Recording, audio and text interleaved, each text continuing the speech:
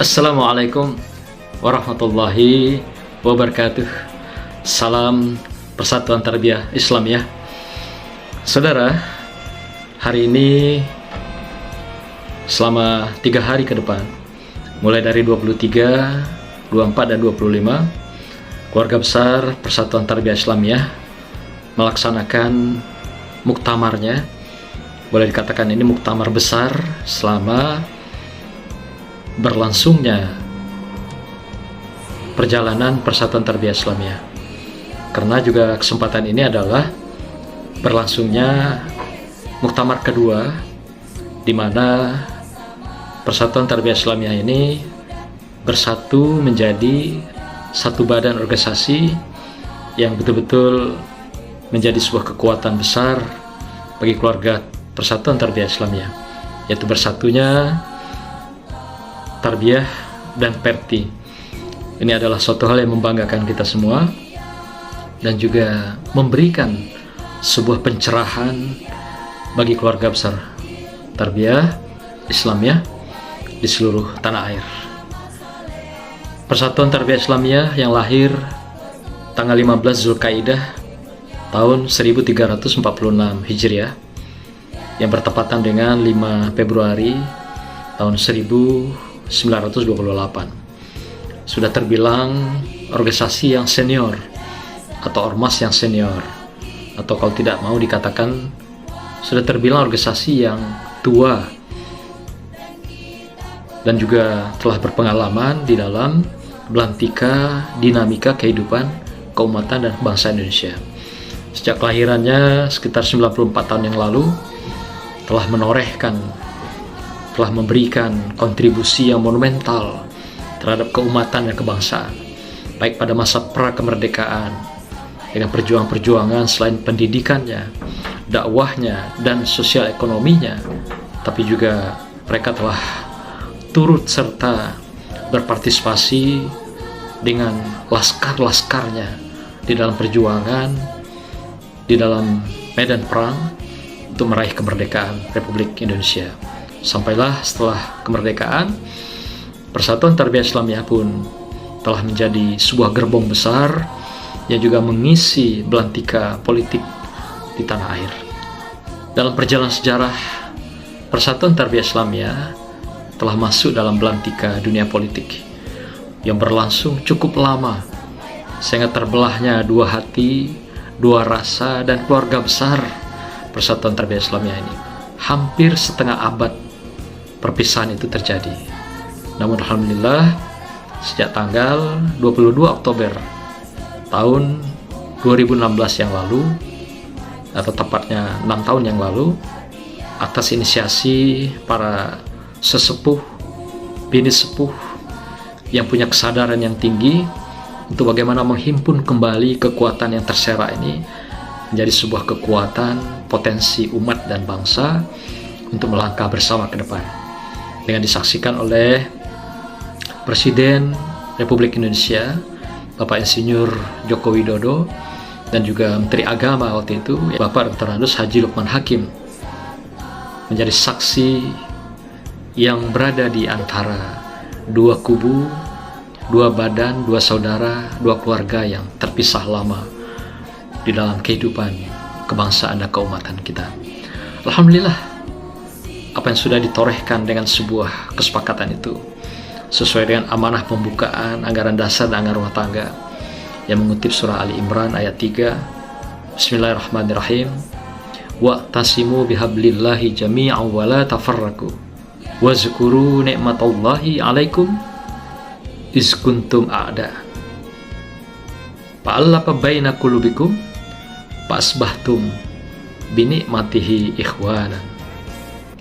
Ayat ini mencerminkan sebuah spirit yang besar, dan ini juga yang mengilhami, yang mendasari sejak tahun 2012 usaha-usaha ikhtiar-ikhtiar dilakukan untuk menyatukan persatuan kembali, kekerabatan, kekeluargaan, keluarga besar Persatuan Tarbiyah Islamiyah.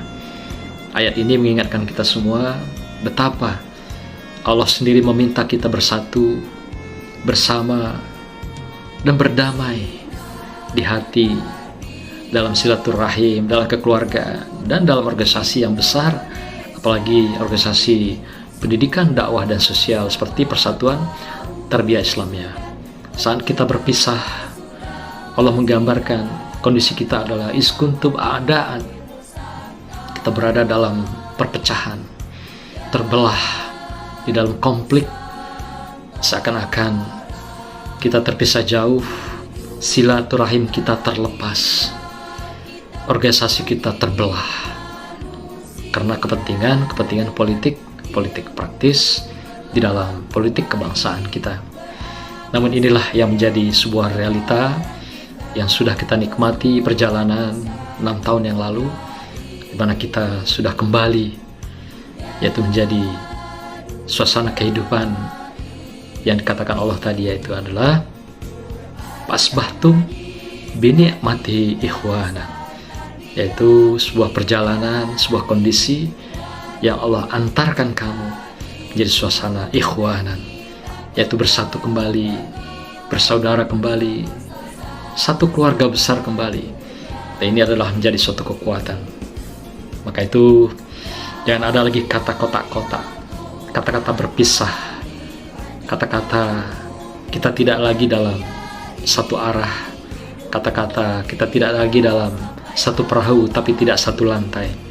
Semuanya sudah kita akhiri, semuanya sudah kita tutup dalam-dalam, dan kita rapikan menjadi kotak bandura, terkunci rapat dan tidak kita utak-atik lagi, sehingga masa lalu biarlah jadi kenangan indah, kenangan monumental yang mengantarkan indahnya hari ini dan ke depan.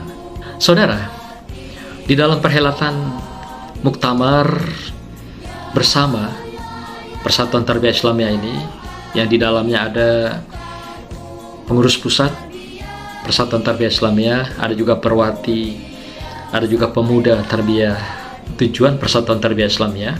Pada pasal 8 diungkapkan bahwa ada 3 poin mendasar dari program utama ini.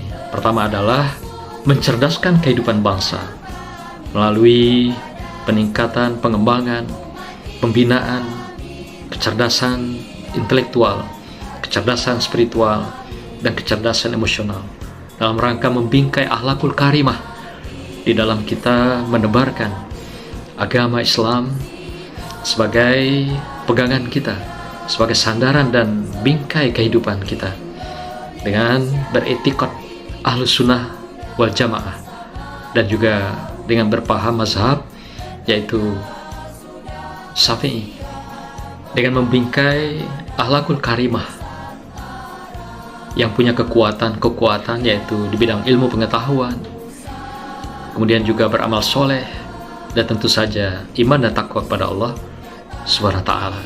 Tujuan ini menurut kami bisa dicapai dengan hal-hal yang tentunya lebih strategis, di mana kita awali dengan pemberdayaan dan konsolidasi, karena inilah kunci bagaimana pendidikan ini dapat dilaksanakan. Hari ini kita rasakan bahwa perjalanan Persatuan Tarbiyah Islamiyah yang begitu panjang, sudah mendekati 1 abad atau persisnya sekitar 94 tahun, terbilang adalah organisasi kemasyarakatan, keagamaan yang dikatakan sudah sepuh atau tua.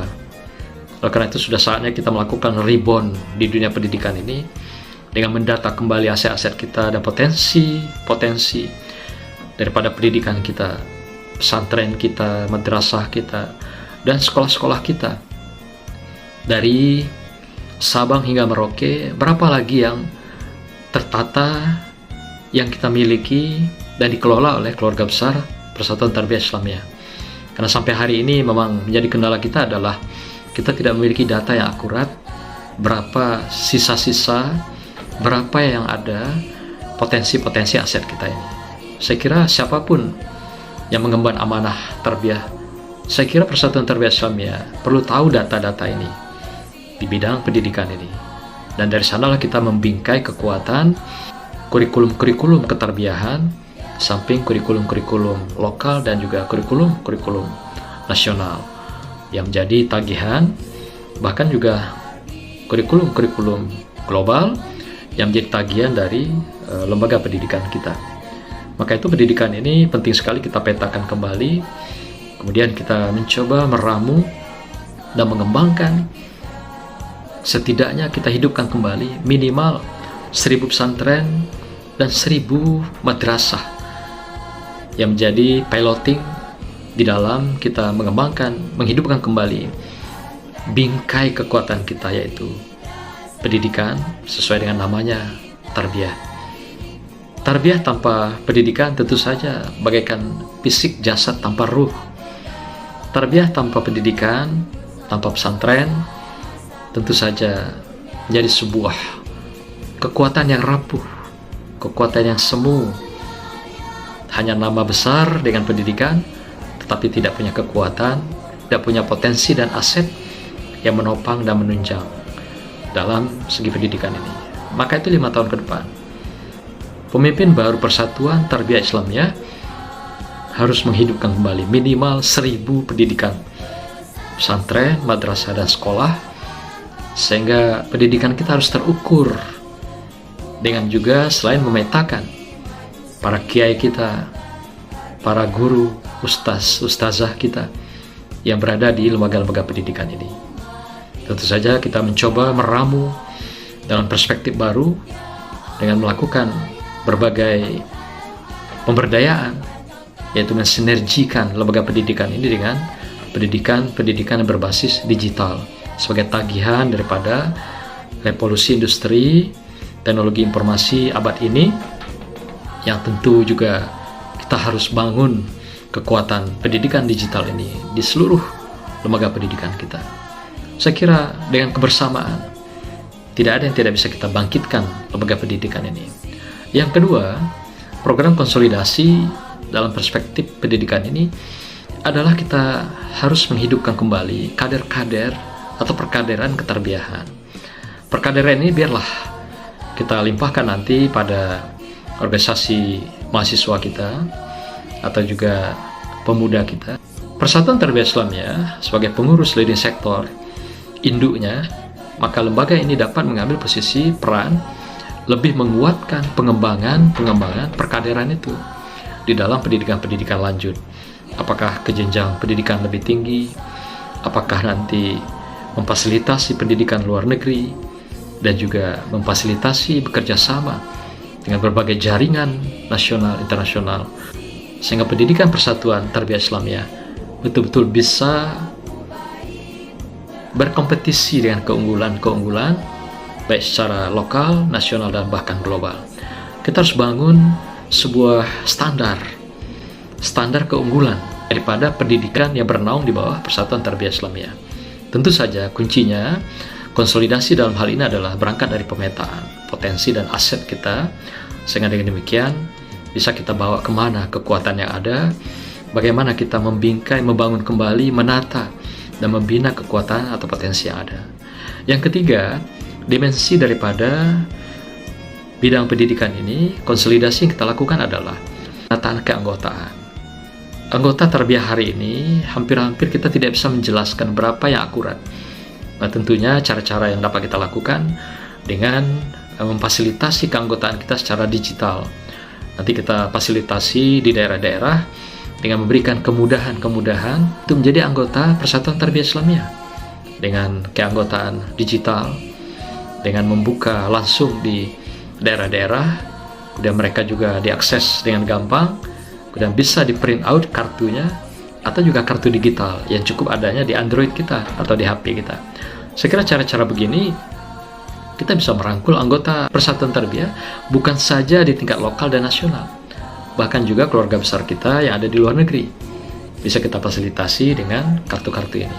Samping kartu ini bisa kita rangkai dengan perbankan syariah misalnya, untuk bisa menjadi apakah kartu ATM, juga kartu-kartu yang bisa kita jadikan kartu yang berbasis digital untuk digunakan sebagai pertukaran, atau juga berbagai kebutuhan-kebutuhan dalam kehidupan sehari-hari. Semua masyarakat dunia telah merambah kepada dunia digital, yang mana kebutuhan-kebutuhan kehidupan hampir-hampir semua orang sudah beralih ke dunia digital ini. Saatnya juga keanggotaan kita rumuskan, kita bingkai dengan keanggotaan digital ini, sehingga kita betul-betul tahu kekuatan kita, paham dengan kekuatan kita, paham dengan kondisi kita hari ini di mana. Saya kira inilah beberapa catatan untuk melakukan konsolidasi dan pemberdayaan di bidang pendidikan. Tujuan kedua adalah kita memperjuangkan syariat Islam, yang mana syariat Islam kita adalah dalam akidah, yaitu menganut paham Asy'ariyah. Demikian juga di dalam kita i'tiqad adalah Ahlussunnah wal Jamaah dengan mazhab Syafi'i atau mazhab Imam Syafi'i. Ini adalah merupakan potensi besar, potensi yang bisa memberikan sebuah dakwah yang menyejukkan, qaulan karima,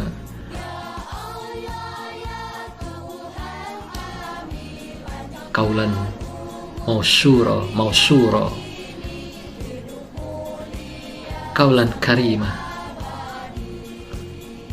dakwah-dakwah yang menyejukkan dengan dakwah-dakwah yang mendamaikan, mempersatukan, dan juga dakwah-dakwah yang membangun dan juga mengembangkan keumatan dan kebangsaan. Tentu saja komunikasi dakwah seperti ini sudah banyak dituntun pada kita di dalam Al-Quran dengan kata-kata istilahnya qaulan karima, qaulan mausura. Ini adalah merupakan sebuah dakwah-dakwah yang mulia, yang indah, di samping juga mudah dipahami oleh umat dan juga masyarakat kita.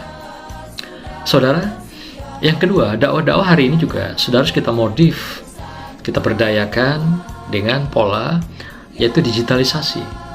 Apakah dengan program podcast, TV digital yang bisa kita arrange, bisa kita lakukan, kita padukan dakwah itu dari Sabang sampai Merauke. Dengan dakwah digital ini banyak pihak yang bisa menikmati, banyak pihak yang bisa kita rangkul, banyak pihak yang bisa kita jalin silaturahim dan berbagai kerjasama. Saatnya dakwah digital ini kita kedepankan, kita jadikan jadi soko guru dalam dakwah yang menyejukkan, yang juga dakwah yang memberikan kehidupan spiritual kepada masyarakat kita, kepada umat kita, kepada bangsa kita.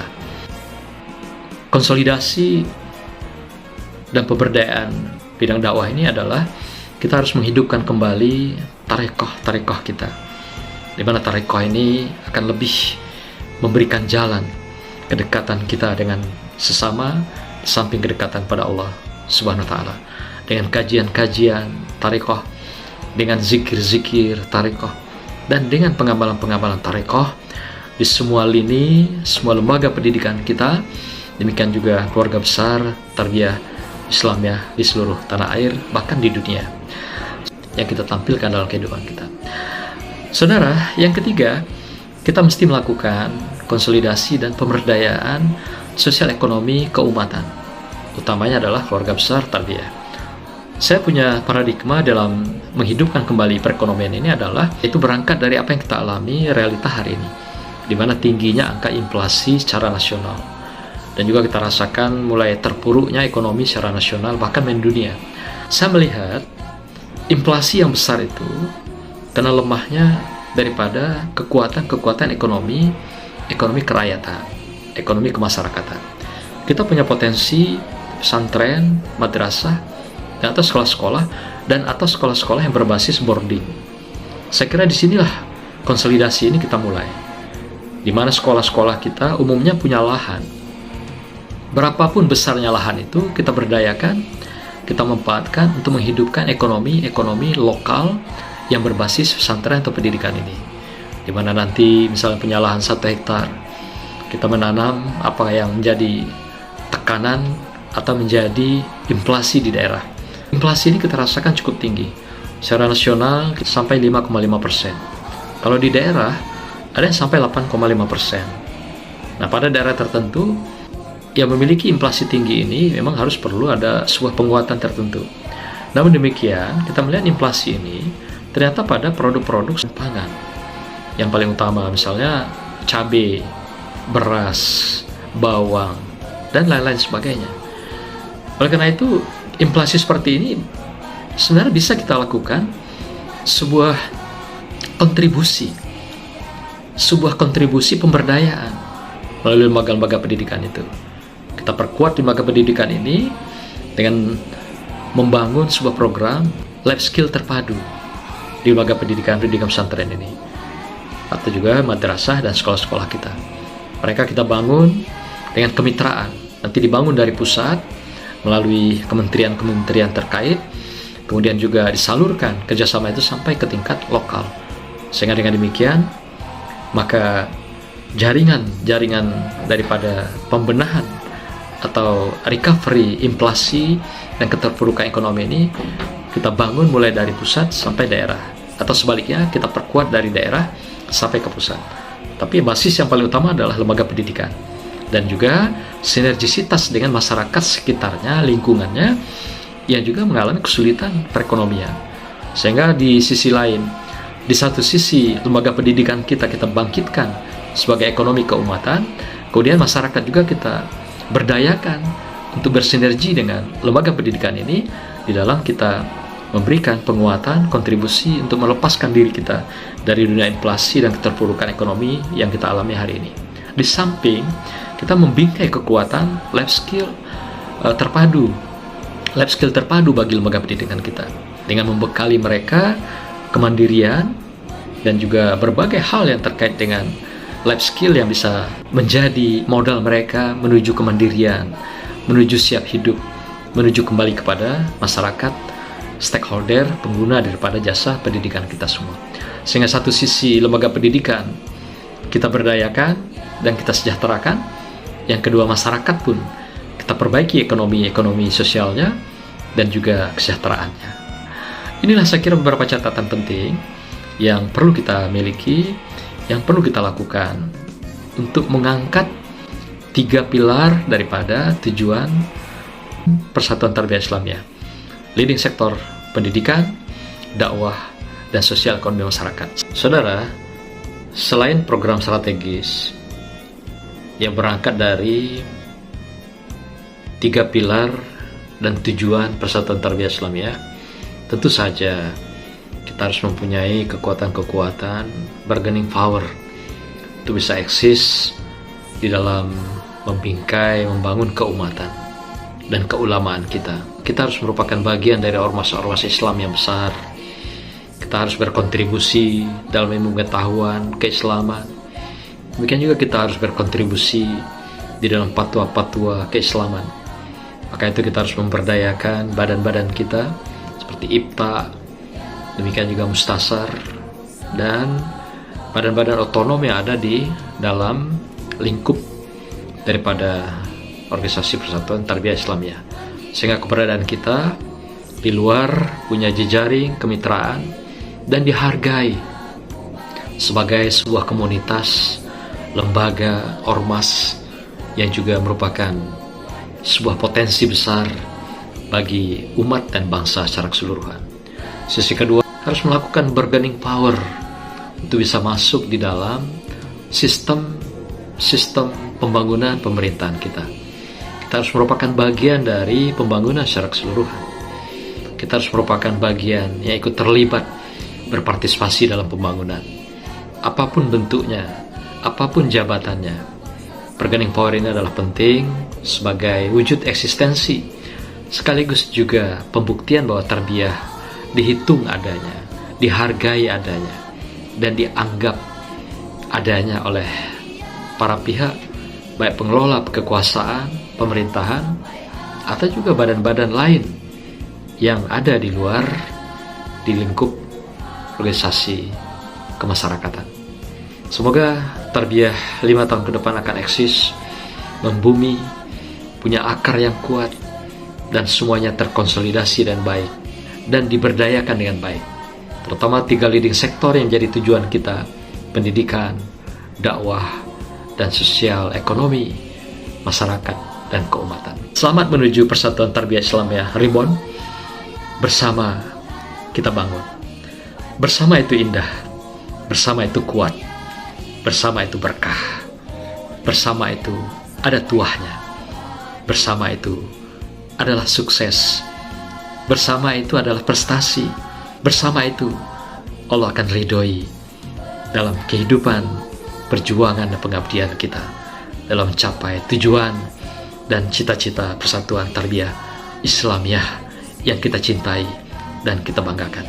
Selamat melaksanakan Muktamar Persatuan Tarbiyah Islamiyah, Muktamar bersama yang kita lakukan. Ini adalah yang kedua.